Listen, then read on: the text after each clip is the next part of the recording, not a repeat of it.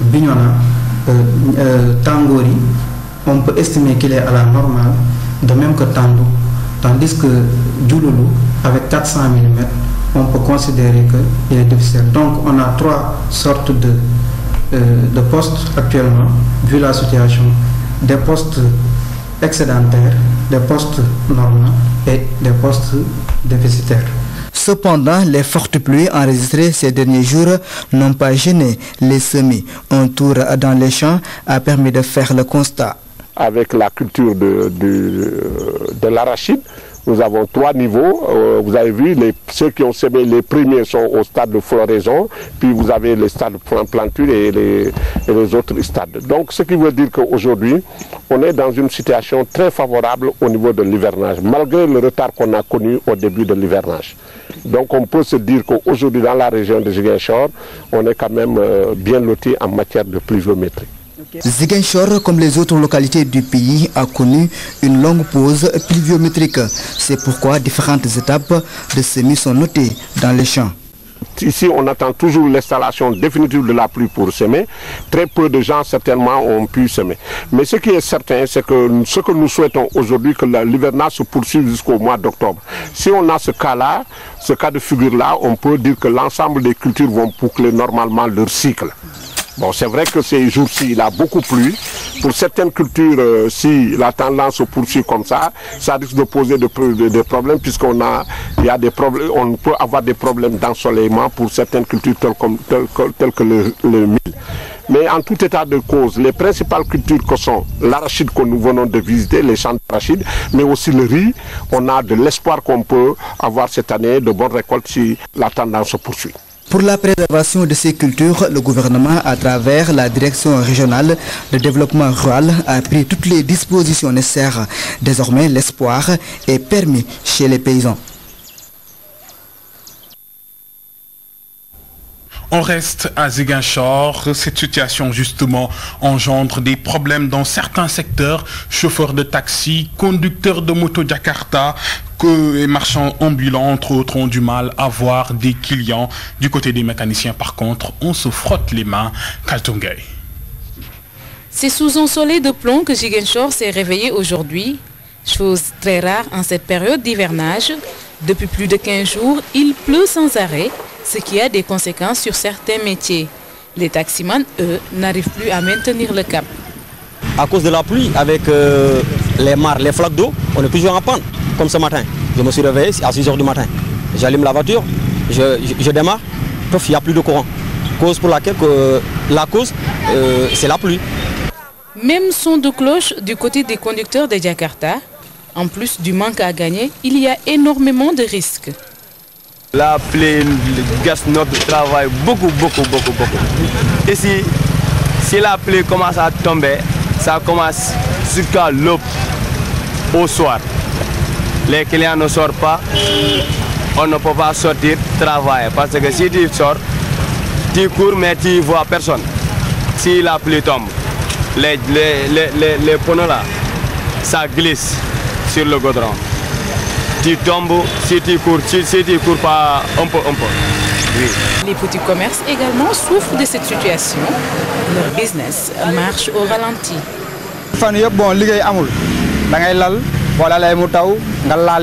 Avec la pluie, on ne voit personne. Le travail marche au ralenti. La pluie vient sans prévenir et nos produits sont gâtés. Non seulement on ne voit pas de clients, mais on perd aussi nos marchandises. Le malheur des uns faisant le bonheur des autres, les mécaniciens se frottent les mains. Nous remercions le bon Dieu pour cette pluie. Cela nous arrange beaucoup. Plus il pleut, plus on fait des affaires. Les voitures tombent en panne et les propriétaires viennent vers nous. La capitale du Sud a enregistré de fortes pluies récemment et ceci n'a pas été sans conséquences. Cette situation a causé d'énormes difficultés aux usagers, commerçants, taximens, entre autres. On en vient à la rubrique santé du jeudi et elle s'intéresse à un phénomène qui gagne de plus en plus du terrain chez de nombreux jeunes qui cherchent à s'affirmer. Il s'agit de la dépendance à l'alcool et au chanvre indien. Elle peut entraîner de graves problèmes sociaux et même psychiatriques. Le problème peut être grave et il ne faut pas s'en cacher. C'est un dossier signé Ramatadem. L'addiction ou la dépendance à l'alcool et au chanvre indien, un véritable dilemme chez les jeunes, surtout les adolescents. Au début, c'est juste par mimétisme pour ensuite être dépendant, voire accro, ce qui peut causer des problèmes de santé, neuropsychiatriques notamment.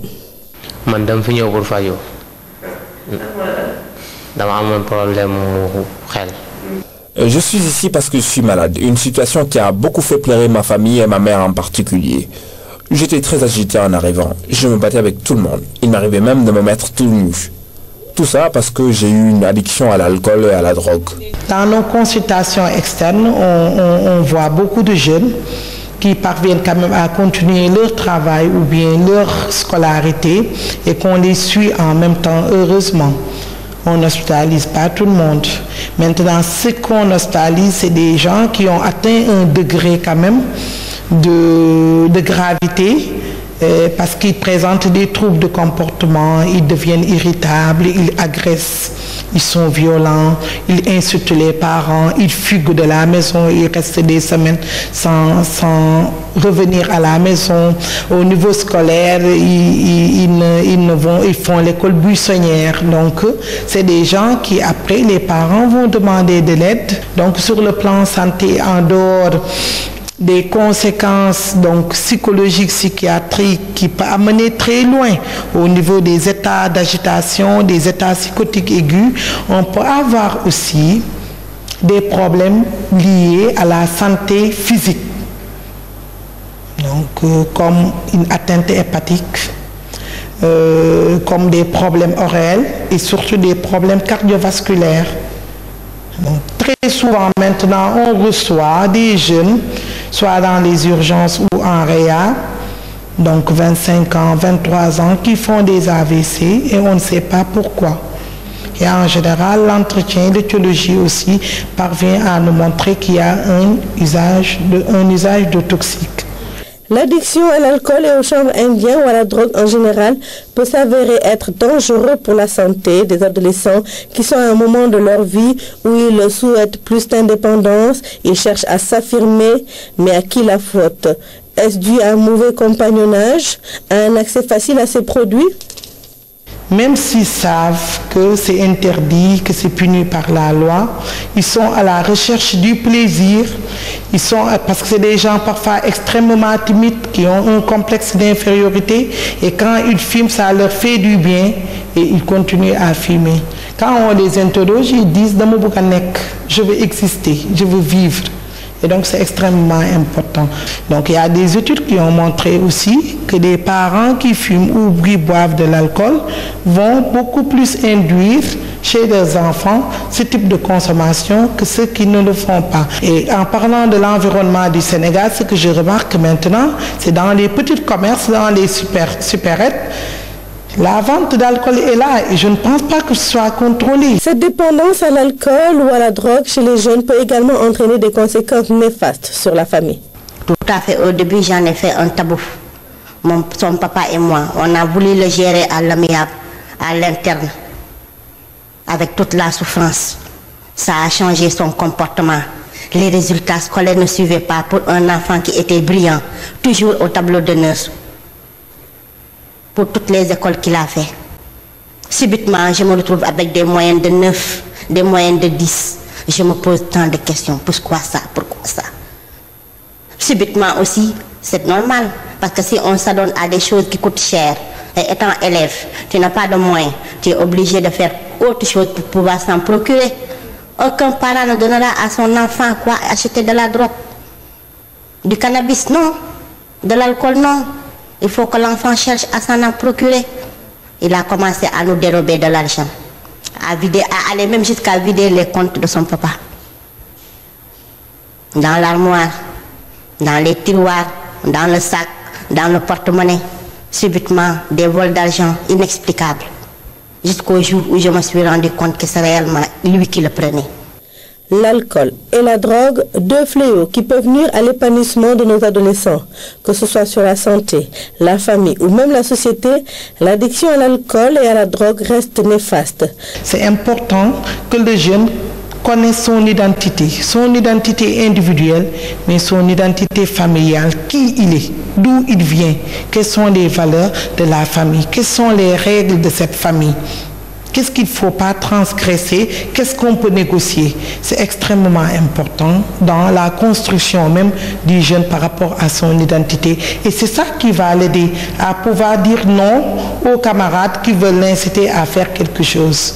S'il ne sait pas qui il est, d'où il vient, il ne pourra pas faire face donc à l'exposition par rapport aux médias, mais par rapport aussi aux camarades qui ont d'autres cultures ou d'autres valeurs. Seule la sensibilisation et l'information restent les meilleurs moyens pour la prévention. Alcool, chanvre indien, jeunes sous influence, son dossier signé Ramatadan. L'actualité internationale à présent, avec d'abord la crise en Ukraine et cette mise en garde américaine. Washington accuse Moscou de mener des contre-offensives à travers des incursions militaires sur le terrain ukrainien. Et pendant ce temps, vous allez le voir, les bombardements continuent à Donetsk. Des tirs de mortier viennent de s'abattre sur ce quartier résidentiel de Donetsk. La maison de la culture est en feu, des habitations ont été touchées et un obus est tombé sur une voiture qui transportait des civils.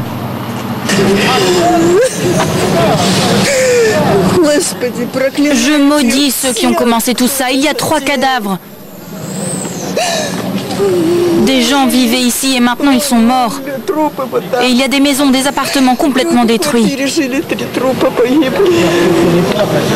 Certains habitants tentent de fuir. Cette femme essaie de convaincre sa mère de la suivre, en vain.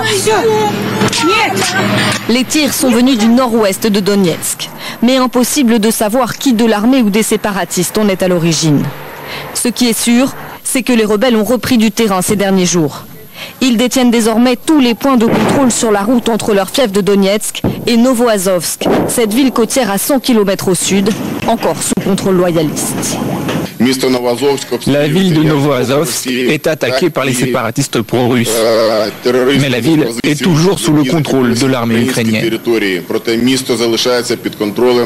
Et pour la 3e fois cette semaine, l'armée ukrainienne affirme que des soldats russes ont de nouveau franchi la frontière dans cette région, preuve pour Kiev que Moscou soutient les séparatistes. Après des semaines d'offensives réussies contre les rebelles, l'armée semble avoir perdu l'avantage. Kiev a demandé mercredi l'aide de l'OTAN. Et puis ce nouveau rebondissement dans l'affaire Tapie, la directrice générale du FMI, Christine Lagarde, a été mise en garde pour négligence dans l'enquête sur l'arbitrage controversé entre Bernard Tapie et le Crédit Lyonnais en 2008. Mais pour elle, pas question de démissionner de son poste. Elle-même sa mise en examen pour négligence. Ce mercredi, accompagnée de son avocat, Christine Lagarde convoque une poignée de journalistes. La veille, la patronne du FMI a de nouveau été interrogée par les magistrats de la Cour de justice de la République. Après 3 années d'instruction, des dizaines d'heures d'audition, la commission s'est rendue à l'évidence que je n'avais été complice d'aucune infraction. Je n'avais été complice d'aucune infraction. Et a donc été réduite à alléguer que je n'aurais pas été suffisamment vigilante lors de l'arbitrage opposant la société CDR aux liquidateurs du groupe et des époux Tapie. L'affaire date de 2008, lorsque Christine Lagarde était à Bercy. À l'époque, la ministre de l'économie accepte le recours à un tribunal arbitral pour mettre fin au litige qui oppose depuis des années Bernard Tapie au Crédit Lyonnais.